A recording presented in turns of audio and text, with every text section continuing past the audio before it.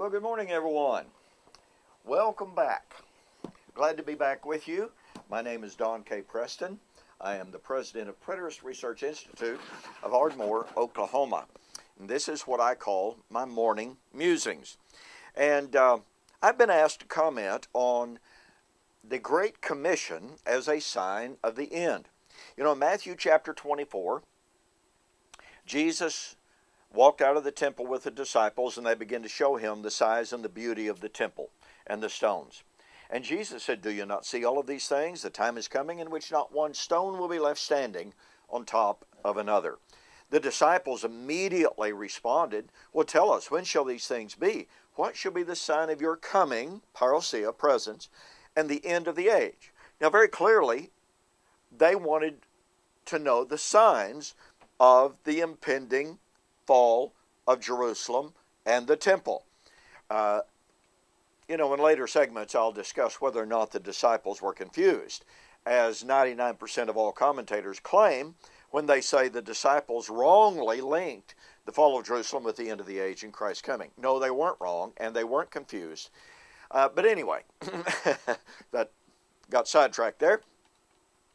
As Jesus begins to give the signs of the end, he says this gospel of the kingdom will be preached into all of the nations, as a into all the world, as a witness to the nations. Then comes the end.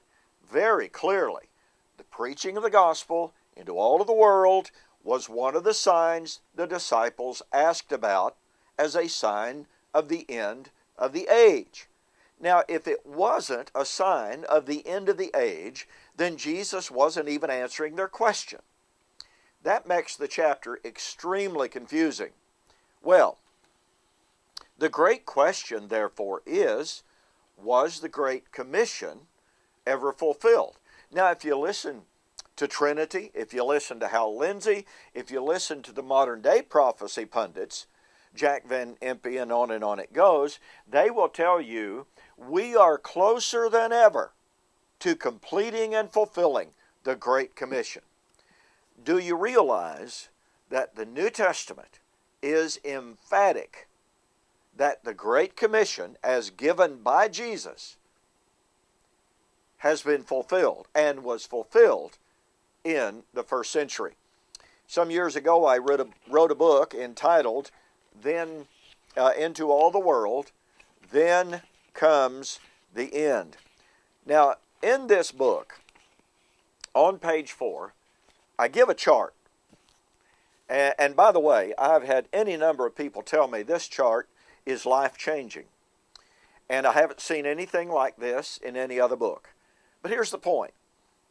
Every single word, Greek word, that Jesus used to either predict or to command the preaching of the gospel into all of the world, and he used some words there, oikumene. He used the Greek word cosmos over in Mark 16, Matthew 28. To preach the gospel to all of the nations, Greek word ethnoi, plural form of ethnoi. To preach the gospel to every creature, Greek word katissis. Into all of the earth, Greek word gi.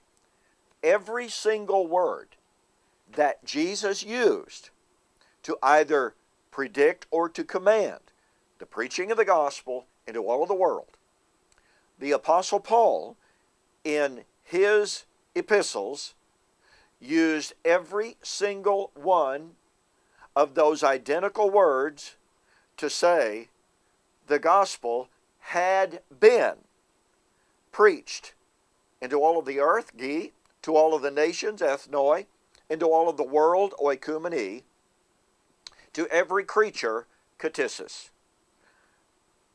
It had been preached into all of the world, cosmos.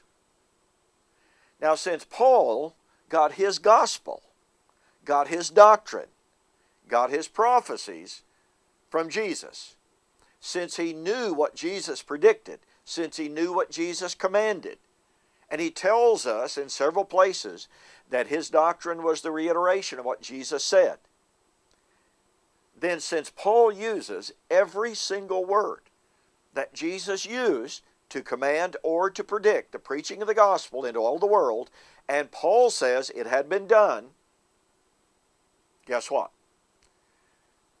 The Great Commission was fulfilled in the first century.